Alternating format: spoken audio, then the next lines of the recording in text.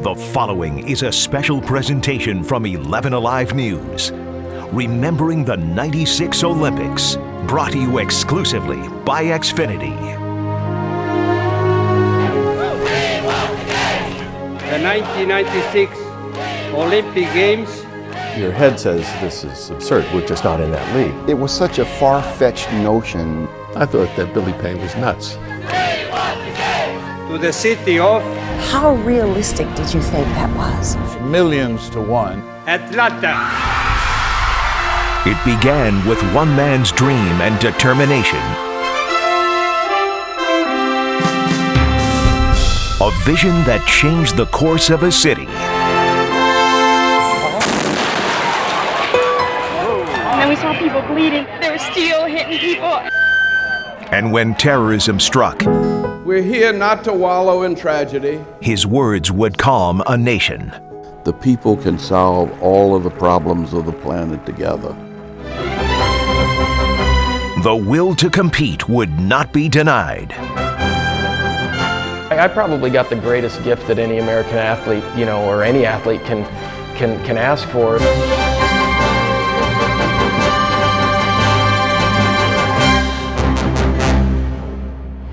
Hello, I'm Brenda Wood. And I'm Jeff Hullinger. We're joining you from the Atlanta History Museum, where the 1996 Games come to life in this special gallery dedicated to the Centennial Olympic Games. Over the next hour, join us as we relive those special moments through the orchestrators who pulled off one of the biggest Olympic upsets ever.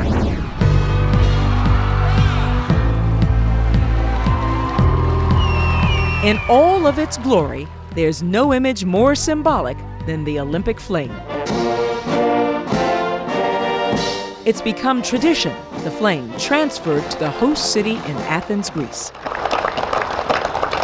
They took the flame, we got onto a plane that was a Delta charter. We had the CEO of Delta, among other things. They bolted a container with the flame on the bulkhead on the inside of the cabin, which required all kinds of permits because it's pretty unusual to have an open flame, but it was in a container.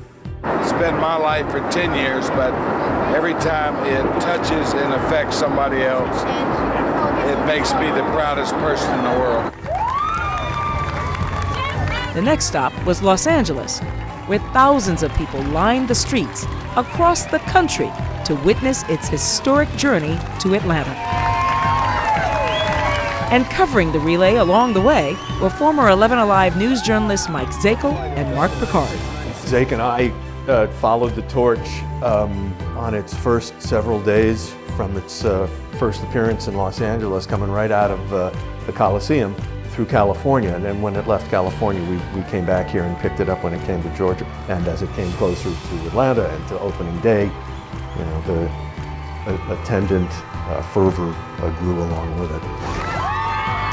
A remarkable moment many thought was inconceivable, but the will of a city would prove the world wrong.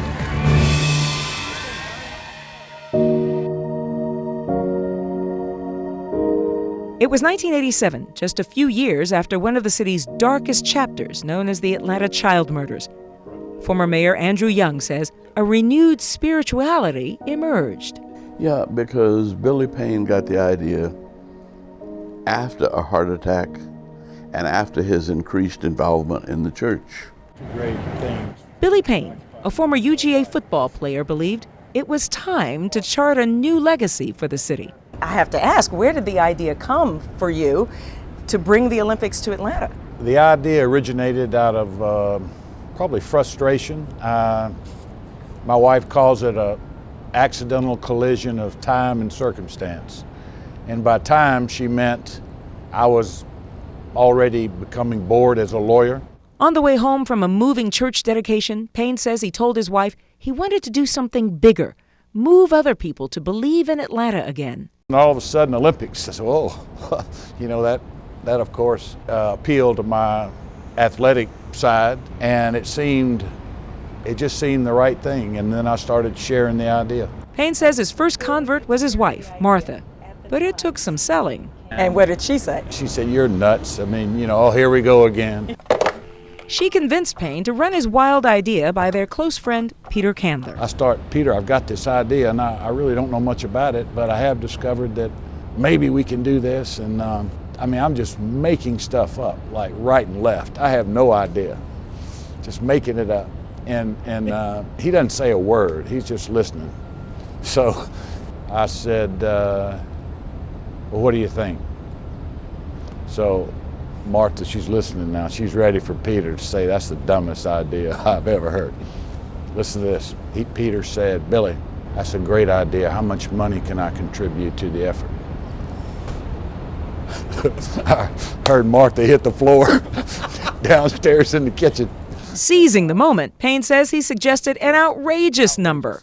He didn't tell us how much, but his good friend had no reaction. So I went to the office the next day. I heard knocking on the window. It scared me at first, 6 o'clock in the morning. Who's knocking on my window? And I looked up, and there's Peter pressing a check against the window. The check was written out in the full amount that Billy Payne had asked for the night before. Atlanta's Olympic journey was now officially underway. But would city leaders jump on board? I think it was such a far-fetched notion that it didn't really sink into Atlanta's consciousness for some time. Your head says this is absurd, we're just not in that league. Your heart says, wouldn't it be great if it happened?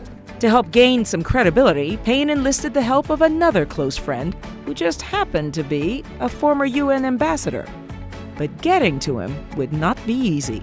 Everybody in City Hall had tried to block him from coming because they knew I liked the Olympics, but they also knew that Montreal was $700 million in debt all the way back from 1976. So the two men borrowed a chapter from Los Angeles' Olympic playbook from 1984, financed the games through private money.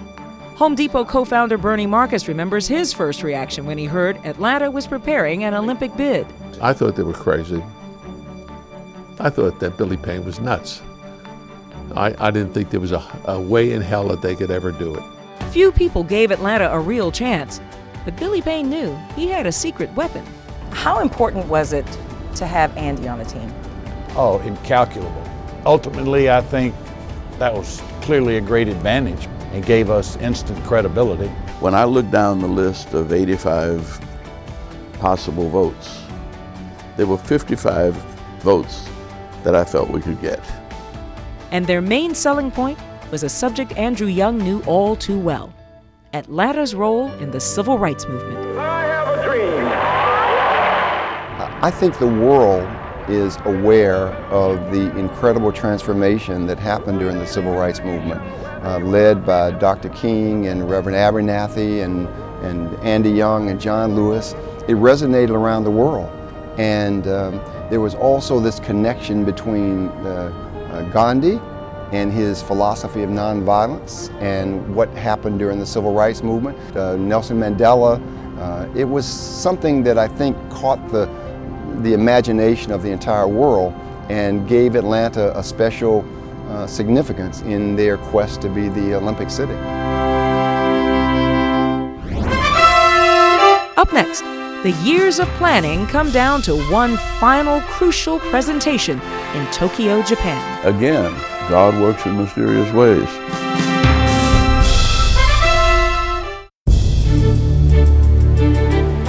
Underground Atlanta is usually quiet in the morning, but not the morning of September 18th, 1990.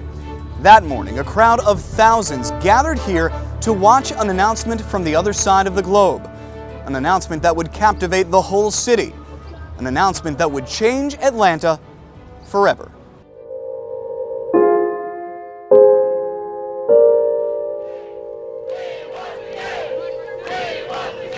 We were a city that was beginning, I think, to become more international. A city that was trying to figure out what to do next, what to do with itself. We were a city that we felt like we were ready to share with the world. 2 years into its Olympic effort, Atlanta had done just that. An underdog city, now a finalist for the '96 Summer Games.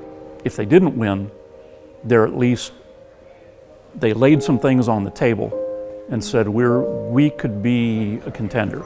That was enough for a lot of people because I think the consensus was it's not going to happen. When you've wanted your first bicycle at Christmas, you sit up all night anticipating Santa Claus bringing it to you, and that's kind of the excitement I feel. The consensus among the bid's leaders was cautious confidence after supplying the voting delegates with an overflow of outreach. 2 years ago, we were having to almost annoy them to get any attention. Now, some of the more important people in the Olympic movement know us, recognize us, come over to us and greet us. People didn't know we were doing well going into Tokyo because we didn't tell anybody, but we knew. Tokyo. Here in the land of the rising sun, they drive on the left-hand side of the road, and it continues to rain. The other side of the earth, the site where the International Olympic Committee would name the '96 Olympic host. The Atlanta bid team flew to Japan, flanked by volunteers and secret weapons like Albert Smith, the Marriott Marquis sports ambassador known as Smitty. The job I had was take care of the hospitality suite. I would make sure they get Coca-Cola, if they want a beer, if they want a soda, whatever they need, that was my job, to make it happen. While folks like Smitty smooth-talked the delegates, the leaders prepared their final push. I think we have solidified our positioning in the top couple. Atlanta's got its arms around it, ready for it, prepared to put on the best Olympics the world has ever seen. This close to achieving the unthinkable. And for maybe the first time, its leaders considered the question, what if they didn't? They said, Andy, come on, you need to talk to Billy. I said, what was that? I said, he's a basket case. I had a panic attack, and they had to put me to bed in the hotel in a room that I wasn't staying in with Martha, just separate me and hide me really so the IOC members wouldn't know. I was sitting there thinking, suppose we don't make it. How are we going to carry on for another 4 years? See, and can we carry on for another 4 years? I was not ready to give up. They fought the nerves and made a final presentation. Then, bringing the youth of the world together every 4 years. They gathered with the teams from 5 other bid cities for the announcement. This is everything they've been working for to even be able to sit there. As they sat in Tokyo, I'll be cheering. A crowd of thousands gathered to stand at Underground Atlanta. It says I'm in support of the Olympic movement in Atlanta. They all waited through 5 secret ballots. President of the IOC. Then, His Excellency, the moment. Mr. Juan Antonio Samaranch. The head of the IOC, in words now immortalized in Atlanta's history, the International Olympic Committee declared has awarded the winner, the 1996 Olympic Games, to the city of Atlanta.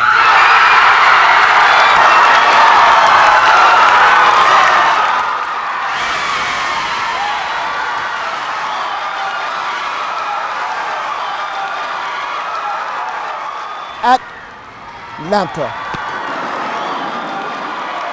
The moment that we won, I said, thank you, Jesus. What do you mean, how do you feel? Do you feel any better? We just, Hey, come on, Smitty, tell them you like it. Are you happy? This The impossible dream has been achieved. Nothing is impossible. is a so-called small-time city. This proves that anything on earth is possible. About to go big. I've always known that Atlanta was the greatest city in the world. Now the whole world knows that Atlanta is the greatest city, and I'm just ecstatic. People were ecstatic. And then when we were back for the parade, I began to get a sense that, no, this really is real. and when we went down Peace Street, it was like, oh God, like we had won the World Series. It was by the grace of God and by your racial harmony that you all won this bid. And don't forget it. The planning, the progress, the games themselves, that would come soon enough. This moment was about the arrival, an underdog city becoming the grandest of champions. I think there was a sense of affirmation. You know, they did it, we did it, and isn't that cool? Up next, the hard work ahead to transform Atlanta to an Olympic city. And we fought and fought and fought.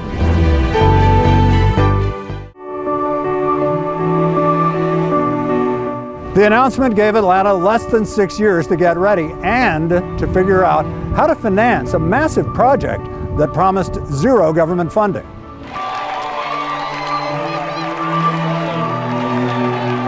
The celebration in Tokyo lapsed quickly into cold reality upon return to Atlanta. We were broke. We were absolutely broke. Then Andrew Young got a phone call from Hugh McCall, whose North Carolina bank was poised to absorb Atlanta's hometown CNS Bank. McCall needed some splashy Atlanta marketing. And where did the Atlantic Committee for the Olympic Games find the financial support for nearly every aspect of the Games? And he came by within an hour of the time that we had come back.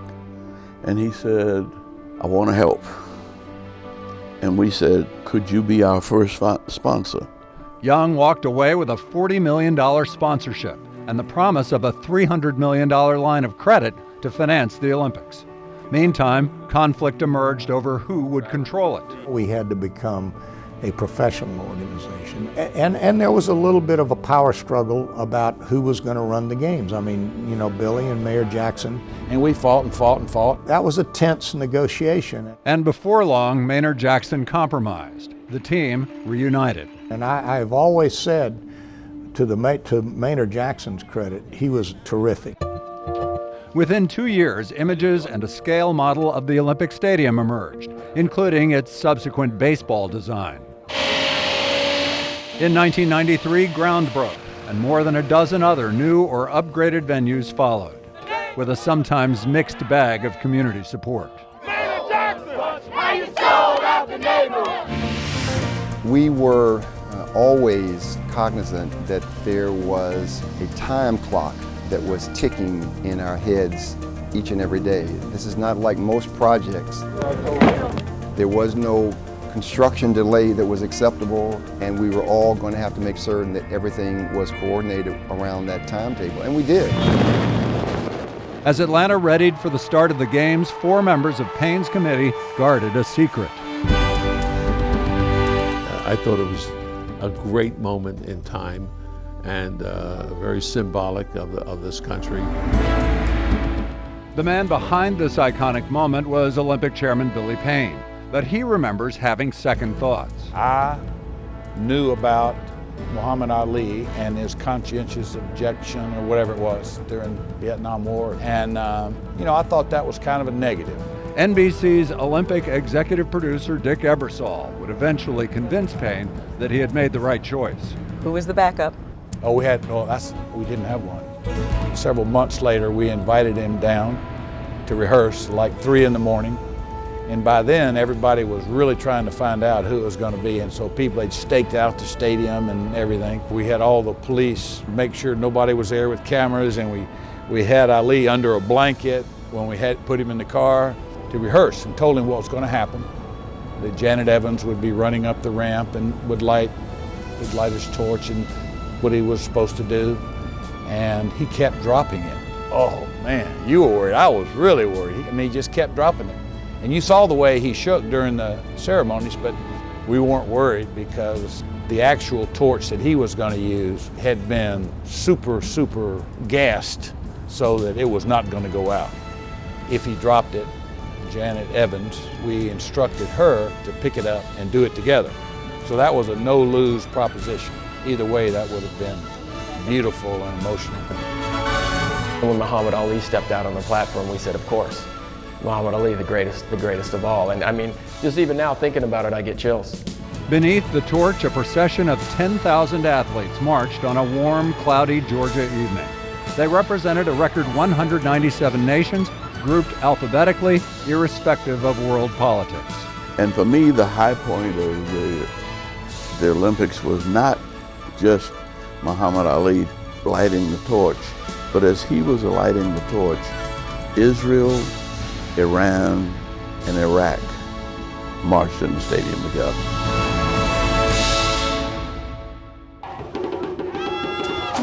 The spectacle was only getting started, drawing sightseers as well as ticket holders to Atlanta's downtown. Please have your tickets ready for the agents. Thank you. Come on down. We're just like The Price is Right. Come on down. Getting around was the biggest challenge. MARTA was the workhorse, moving thousands of visitors each day and keeping cars off highways.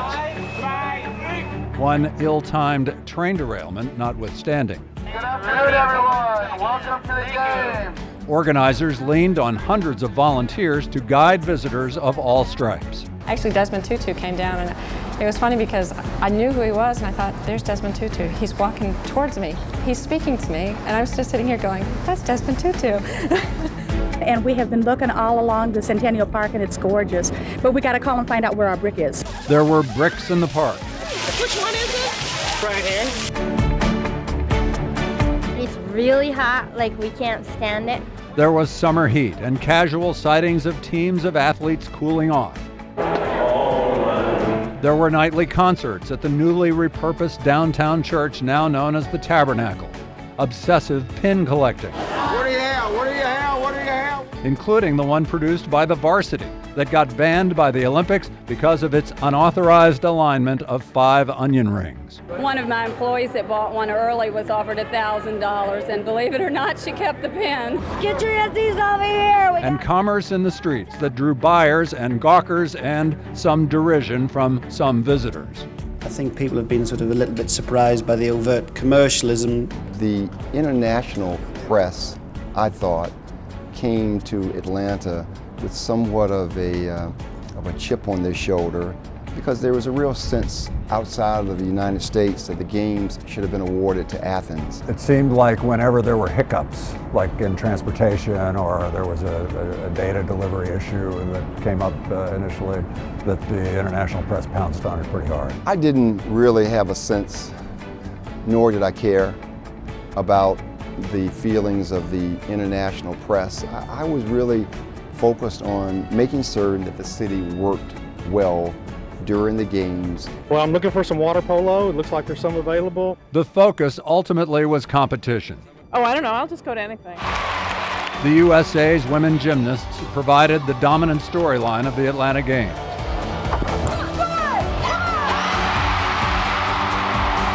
But all manner of competition, from basketball at the Georgia Dome to swimming at Georgia Tech, the United States wins gold again, gave the games their international heft, regionally flavored by America's South. I think it's been a great experience. I think that America has really related to its athletes. I don't think the people ever go to bed here. For 17 days, Atlanta had an international, multi-directional energy that blissfully approached overstimulation, with some notable exceptions. The vendors here on this strip are just suffocating. Many vendors who had come for a 17-day payday lost out to an unexpected oversupply and lousy sidewalk placement. We cannot, however, guarantee where people will go and what they will do and what they will spend when they get there. And if we had to do it all over again, there might be some changes on the edges, but I thought it was a great success for all of us. Still the largest games ever, and still the most diverse games ever, and of course, in my mind, the best games ever. And this is history, and I'm here, and I'm glad.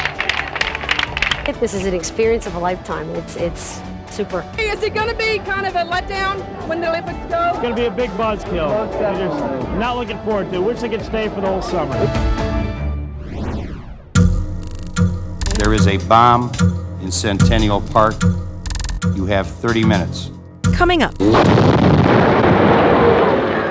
a terrorist would not destroy the will of a city. You're watching Remembering the '96 Olympics, brought to you exclusively by Xfinity. This place here, Centennial Olympic Park, is sacred. It's the site of the greatest victory of the 1996 Olympics in the face of the greatest tragedy. Here, a terrorist attacked, killed, maimed, tried to crush the Olympic spirit and end the Games. Atlanta would not let him. He struck at the heart. This brand new park, this Olympics boomtown, Centennial Olympic Park, aside from the Olympic Stadium itself, was the most spectacular venue of the 96 Games, the beating heart of the Olympics experience of peace and friendship. It's something that we will never see again, and I'm just so proud of my city, Atlanta. Yes.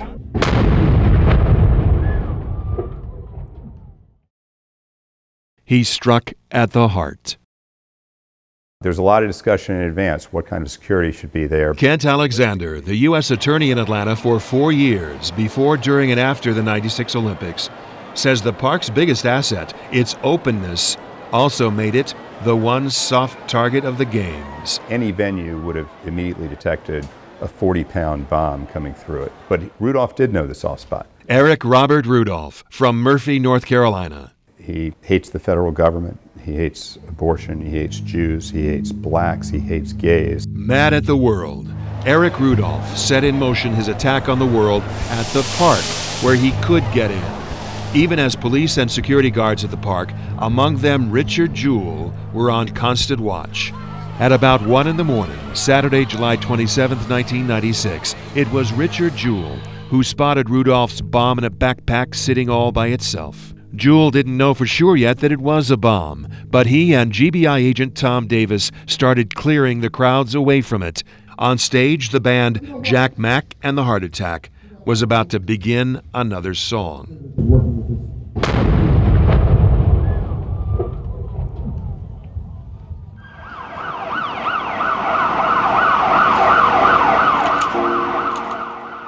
The shrapnel killed Alice Hawthorne from Albany, Georgia, and wounded her daughter, Fallon Stubbs. They were there celebrating Fallon's 14th birthday. I remember seeing my mother turn, do a complete 360, which is probably going to be the most lasting memory out of all of that.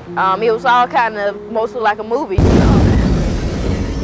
A television news photographer from Turkey, Mali Uzanyol, running to the scene, died from a heart attack. He has 2 children. The explosion wounded at least 111 people. Sadness, uncertainty, anger. Billy Payne, grieving for the casualties, feared more attacks, thought of shutting down the Olympics. They didn't know it then. Rudolph had his own arsenal of explosives, planning to strike the Games again and again. But he never followed through, not until later, at other targets.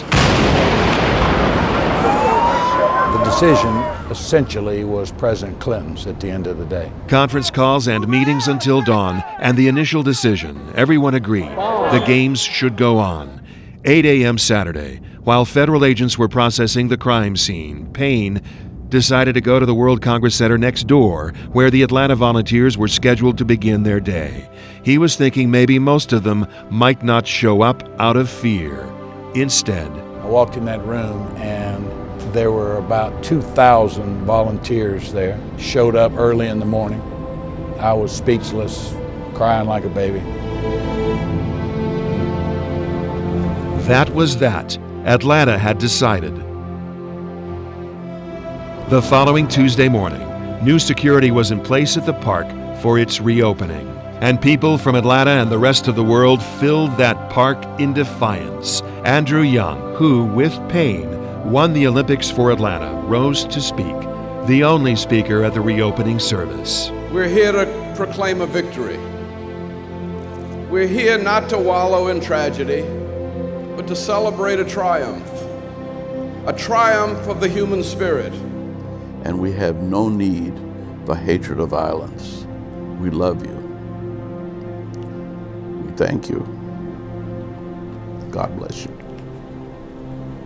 Atlanta's triumph over evil would be complete, but it would take 9 more years. Can you count categorically say that you did not do this? I did not do it. First, the FBI investigated and then cleared Richard Jewell, mistakenly thinking at first that he might have planted the bomb so he could be the hero who found it. Ultimately, the FBI identified Rudolph as the suspect. It took 9 years after the bombing to find him and convict him. Rudolph pleaded guilty to everything, 4 bombings in all. So on August 22, 2005, Fallon Stubbs faced Rudolph in court and spoke directly to him with a message from her Olympian heart. That I do not hate him, that I forgive him, and that makes me feel better. And I just needed him to know that, whether it matters to him or not. I just needed to say it, to say that we are still here, we are still standing, and that we cannot be broken. He had struck at the heart stronger than he, beating strong, still.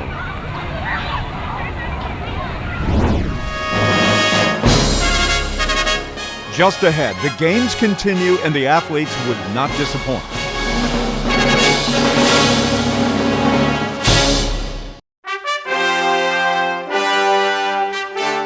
Those who came to watch the 96 games in person were not disappointed. The venues packed with crowds cheering on the U.S. athletes as they put on world record-breaking performances and winning 44 gold medals. There were more than 47,000 volunteers, 26 sports, 271 events. The Atlanta Games provided plenty of magical moments. Which one stands out the most? Well, the answer depends on whom you ask. I'd have to say it's Michael Johnson. I was on the field throwing the javelin, the gun goes off, and the lights went, the pictures went crazy and the cameras were going nuts. He crosses the line, runs right to me around the first turn, and it's a world record. And I was the first guy to greet him. I hugged him, and he was, I don't even think he knew who was standing in front of him. But it was so exciting to be a part of that. Just the magical moments. It had so many. Carrie Strug, Michael Johnson, women's soccer team. It just, you can just name so many great ones. It was almost like the 96 games, put so many different sports in the forefront, that it catapulted, kind of started a gold rush of Americans winning gold.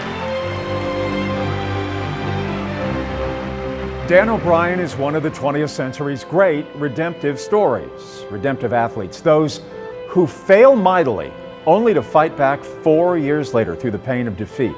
Many wondered if he would ever make it to the top of an Olympic podium.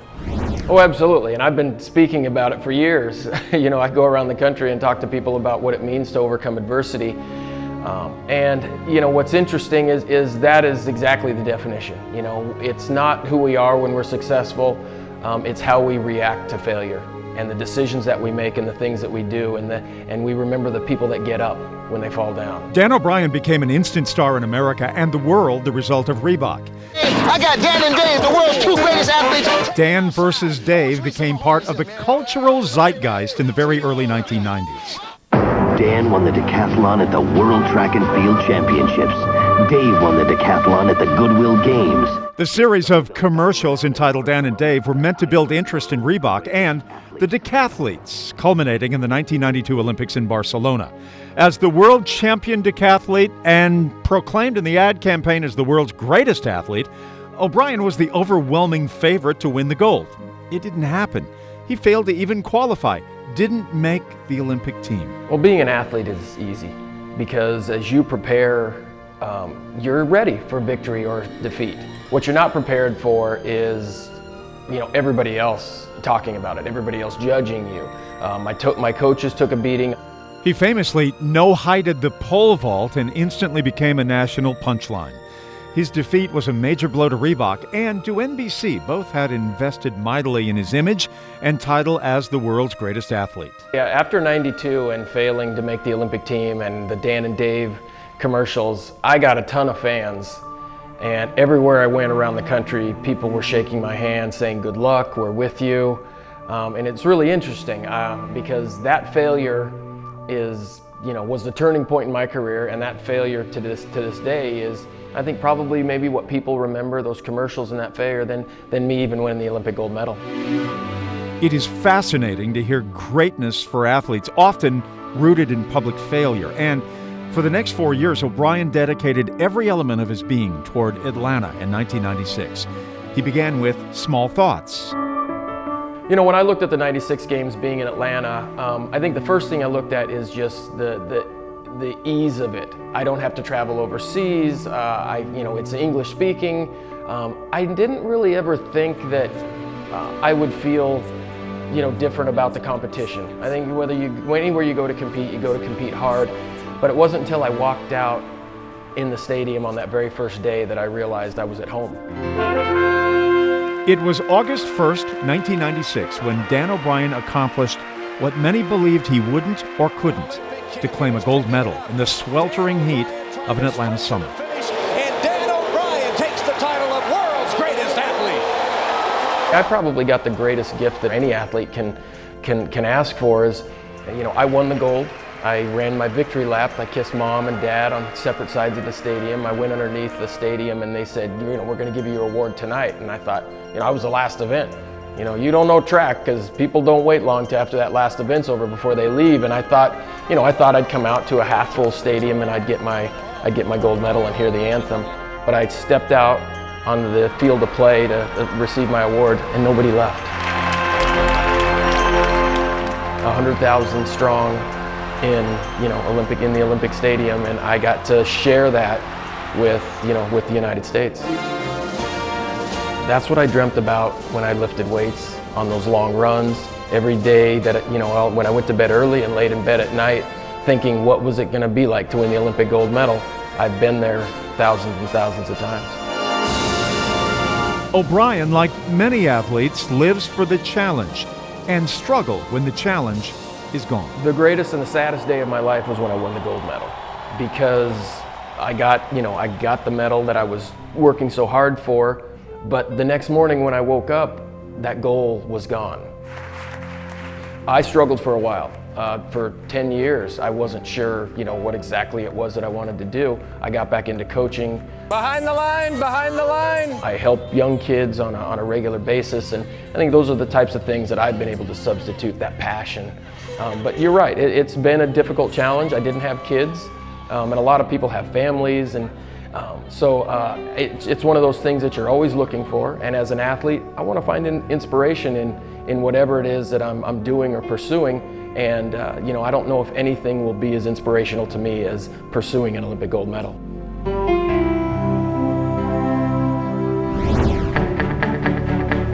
Atlanta then and now.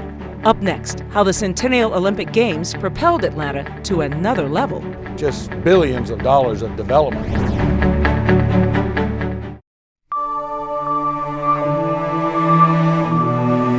Although marred by the tragedy of the bombing, the 96 Games were considered a financial success. Unlike many host cities, Atlanta didn't end up in debt. More than 2 million people visited our city. Another 3.5 billion people from around the world watched the Games on TV. But that was then. 20 years later, the Olympic legacy has now taken Atlanta to a whole new level. A 360 view from Centennial Park, and the evidence is inescapable. Atlanta's Olympic story is still unfolding. Once the Games' gathering place for Olympic fun, celebrations, and pin trading, now basks as the forever testament to Atlanta's moment in the sun. Most don't know, or are simply too young to remember, that it used to look like this. 72 acres of old warehouses and abandoned buildings, a virtual black hole in the heart of downtown. It was a tremendous opportunity for this transformation of Atlanta for the Games, and then a wonderful resource after the Games. The sparkling new green space with the dancing fountain, in time delivered more than anyone could have imagined. Look over my shoulder. There's $3 billion of development surrounding Centennial Park. Center for Civil and Human Rights, the College Football Hall of Fame, the World of Coke, the aquarium, hotels, children's museum, just billions of dollars of development, all a consequence of building Centennial Olympic Park and changing the center of downtown. The downtown attractions now help draw a steady stream of tourists. 50 million U.S. visitors a year, pouring millions of dollars into Atlanta's economy. Even the new Beltline is credited as an outgrowth of the Olympics. But several Olympic venues themselves have legacy beyond the Games, thanks to visionary Olympic organizers who planned for buildings to be repurposed. There was great adaptive reuse. The swimming venues became swimming facilities for Georgia Tech. A lot of the dormitories for the athletes worked for our colleges and universities. The transformation of public housing, I think, was an extraordinary success for all of us. Site of opening and closing ceremonies and track and field events, the crown jewel of venues, the Olympic Stadium, was built to be converted from an 85,000-seat stadium to a 49,000-seat stadium after the Games, becoming the home of the Braves, and soon will be repurposed again. How do you feel about the Braves leaving Turner Field? You know, it served as a pretty good stadium for 20 years, so we got our money's worth out of it, and especially since the city didn't pay for it. People from Atlanta, number one. An even larger legacy, the Olympics introduced Atlanta to the world. I think it's a great city, great people. Which it really didn't know before the Games. The first and only southern U.S. city to ever host the Olympics, Atlanta is now one of the top 15 U.S. destinations for foreign visitors. Atlanta's allure has drawn in dozens of foreign consulates and a bevy of international businesses, including the North American headquarters for Mercedes-Benz and Porsche. At the time of the Olympics, we were just coming up on 2 million people. We now have 6,464,000 the last time I passed the Darlington. Yes, I always look keep at that. And there are more international business here. Somebody just said that we're number 4 in the nation now in terms of technology. Hello, journal boarding right down here to your right, please. We do have the best airport in the world, and I've been in 150 some of them. People say, what can we do to be like Atlanta? And it has taken us 75 years. We proved we could handle big events, super big events. So we got the Super Bowl, the Final Four, College Bowl games, and are on tap for another Super Bowl in 2019. Fair to call it all the Olympic afterglow. I don't think any city in America can make things happen like we can in Atlanta. There is one legacy, though, that organizer Andy Young wishes had turned out better. The Olympic Cauldron. It looks like the bridge over the River Kwai, and nobody pays any attention to it. And it's an embarrassment. And maybe we can, for the 25th anniversary, reconceptualize the Olympic flame. Something else that still sticks in a lot of people's craw, the IOC's Juan Antonio Samaranch at the closing ceremonies, who didn't say his traditional, "it was the best games ever." Instead, he said, "Most exceptional games." Some interpret as being an underhanded swipe at Atlanta. How did you see it? I saw this as a man who just came from Barcelona. And he can't go back to Barcelona after saying Atlanta was better than Barcelona. And there's some things you just don't expect people to do. I thought it was very tactful on his part. Did Juan Antonio Samaranch diss Atlanta in the closing ceremonies? You know, people are so sensitive about that, and my answer is no. The only words he ever said that meant anything to me was the city of Atlanta. And that's how I'm going to remember him. That's how I'm going to be grateful to him, because he brought us this great opportunity.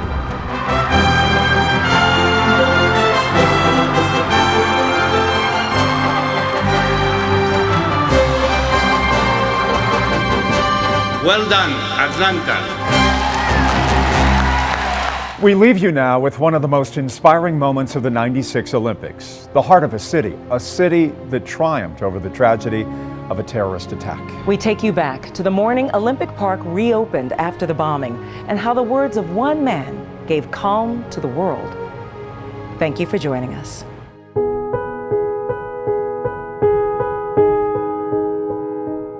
And we say to those who suffered here that we assure you that your suffering is not in vain. We assure you that we, the children of the world, will learn new lessons from this experience. And we assure that the 21st century will remember the joy, the wonderful, the celebration vitality of the people of Earth gathered in this park. And that we will define the future, not hatred, not bitterness, not alienation, but joy, happiness. The celebration we see here this morning, we have been wonderfully blessed by our presence together. We don't know what the future may hold, but I know you represent the future. You are the people of the future. The people can solve all of the problems of the planet together, and we have no need for hatred or violence. We love you. We thank you. God bless you.